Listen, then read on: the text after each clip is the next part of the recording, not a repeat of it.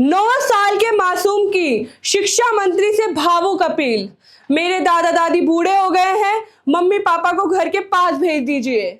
जयपुर के शहीद स्मारक पर आज तृतीय श्रेणी शिक्षकों का महाधरना तो देखने को मिला, लेकिन इस आंदोलन के बीच एक ऐसी आवाज भी गूंजी जिसने हर किसी को भावुक कर दिया।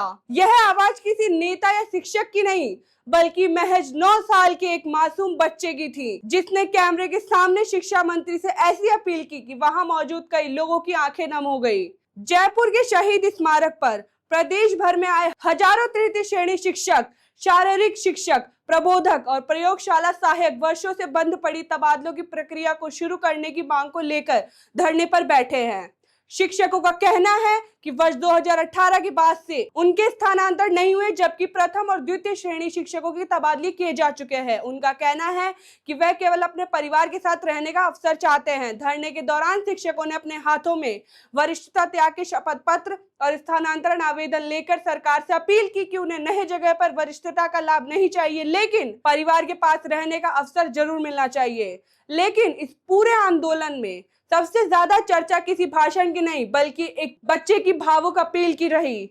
महज 9 साल का यह बच्चा अपने माता पिता के साथ धरना स्थल पर पहुंचा था। उसके माता पिता दोनों तृतीय श्रेणी शिक्षक हैं और अलवर में घर होने के बावजूद करीब 600 किलोमीटर दूर 12 जिले में तैनात हैं। कैमरे के सामने मासूम ने जो कहा, उसने हर किसी का ध्यान अपनी ओर खींच लिया। उसने शिक्षा मंत्री से हाथ जोड़कर कहा, सर, हमारा घर अलवर में है। मेरे मम्मी पापा 12 गांव में नौकरी करते हैं। मेरे दादा दादी अब बूढ़े हो गए हैं, उनकी उम्र बहुत कम हो गई है, वह किसी भी समय हमें छोड़ के जा सकते हैं। कृपया मेरे मम्मी पापा का ट्रांसफर घर के पास कर दीजिए ताकि हमारा परिवार साथ रह सके।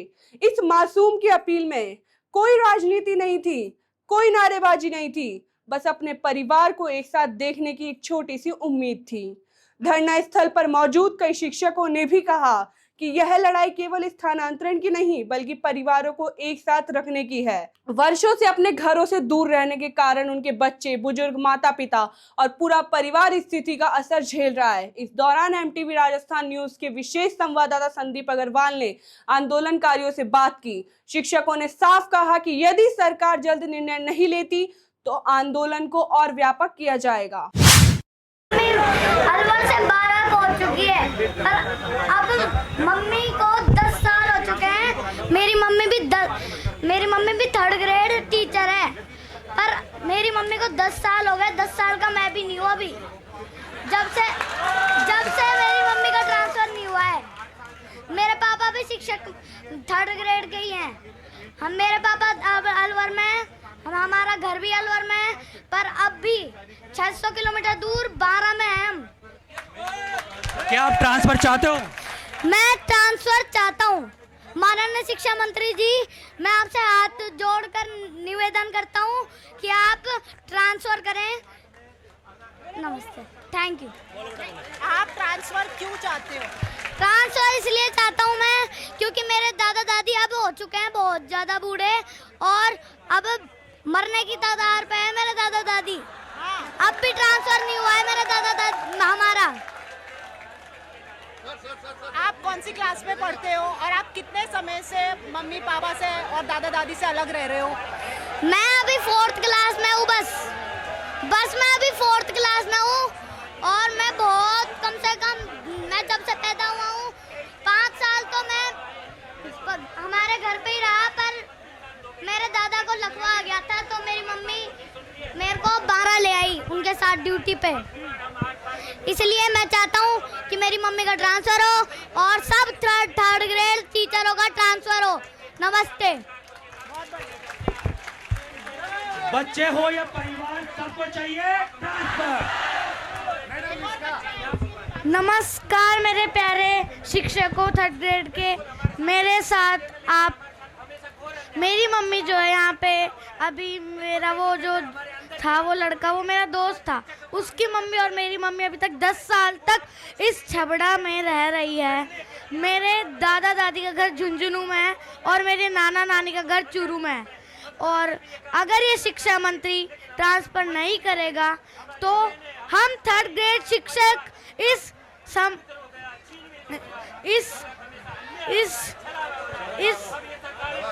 तो हम समृद्ध, तो हम इस समाधि से नहीं हटेंगे। समाधि नहीं, धरने से। इनकलाब, इनकलाब, एक ही नारा, एक ही नाम, एक ही नारा, एक ही नाम। धन्यवाद।